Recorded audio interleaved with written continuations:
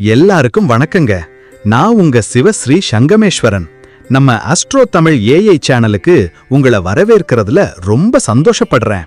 நம்ம நாட்டுல எத்தனையோ கோயில் இருக்குதுங்க. ஆனா சில கோயில்ல இருக்கிற அற்புதத்தை கேட்டா நமக்கு உடம்பே சிலிர்த்து போயிரும். அந்த மாதிரி தண்ணிக்கே கஷ்டப்படுற இந்த காலத்துல ஒரு மலையோட உச்சியில வருஷம் முழுக்க வத்தவே வத்தாம தீர்த்தம் ஊறிக்கிட்டே இருக்கிற ஒரு அதிசயமான கோயிலை பத்தி தாங்க இன்னைக்கு பார்க்க போறோம்.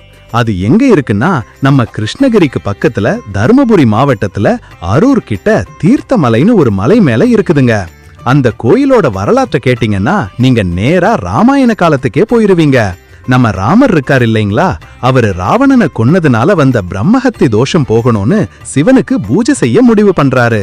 அந்த பூஜை செய்யறதுக்கு கங்கை தண்ணி வேணும்னு சொல்லி நம்ம அனுமனை போய் எடுத்துட்டு வர சொல்றாரு. ஆனா அனுமன் வர்றதுக்கு கொஞ்சம் நேரம் ஆயிருச்சு. பூஜை செய்ய வேண்டிய நல்ல நேரமும் முடிய போகுது. அப்போ ராமர் யோசிச்சு சட்டுன்னு அவரோட வில்லை எடுத்து அங்க இருந்த பாறை மேல ஓங்கி ஒரு அடி அடிச்சாரு பாருங்க.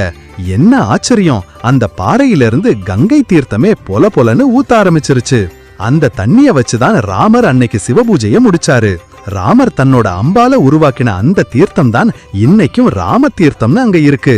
கொஞ்ச நேரத்துல அனுமன் கஷ்டப்பட்டு தண்ணி கொண்டு வந்து பார்த்தா இங்க பூஜை முடிஞ்சு போச்சு.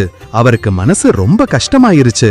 இத பார்த்த ராமர் அவரை சமாதானப்படுத்தி அவரையும் ஒரு தீர்த்தத்தை உண்டாக்க சொன்னாரு. அப்படி அனுமன் உருவாக்கினதுதான் அனுமன் தீர்த்தம். இந்த மலையோட பெரிய விசேஷமே இந்த தீர்த்தம் தாங்க. மொத்தம் 5 தீர்த்தம் இருக்குது. அதுலயும் அந்த ராம தீர்த்தம் இருக்கே, அது ரொம்ப ஸ்பெஷல்.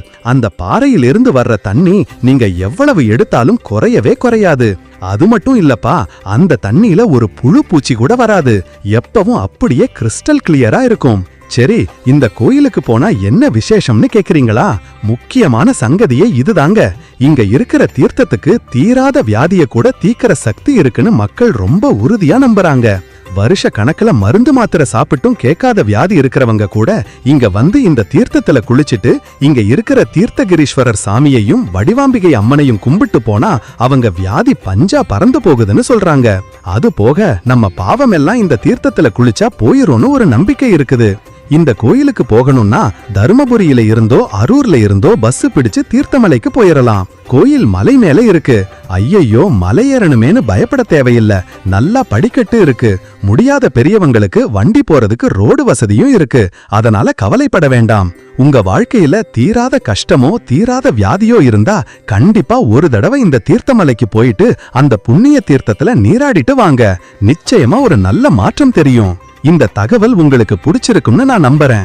நான் உங்கள் சிவஸ்ரீ சங்கமேஸ்வரன், அஸ்ட்ரோ தமிழ்.